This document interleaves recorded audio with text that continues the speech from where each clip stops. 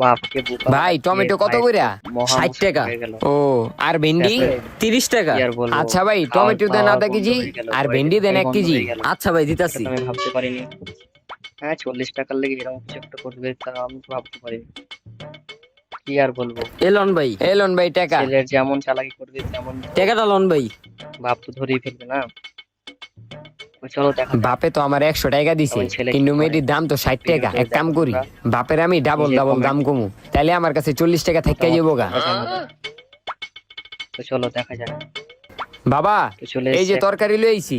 তরকারি নিয়ে আইছ তারপর বললো, বাবা, কোনটা কত পাঠিয়ে দাও। নিছে? বাবা ভেন্ডি হলো 40 টাকা আর টমেটো হলো 60 টাকা টাকা, হয়। মোট হলো 100 টাকা। হ্যাঁ 100 টাকা সে নিছে। জানতো না। তুই এটি কার দোকান থেকে লই আইছ? বাবা বাজারে যেতে আমার অনেক কষ্ট খতম লাগে, না। আমি রাস্তায় ভ্যান গাড়ি দেখছি, আমি ভ্যান আচ্ছা, গাড়ির থেকে চলো এই দিয়া। দুইটা সদাই লয়ে লইছি। হ্যাঁ তুই গাড়িওয়ালা এটা কি করছ? তুই বাজারে না গিয়া ভ্যান কমেন্টে গাড়িতে জানিয়ে সবজি দাও। নিয়ে আইছ, যা এটি ফেরত দিয়া।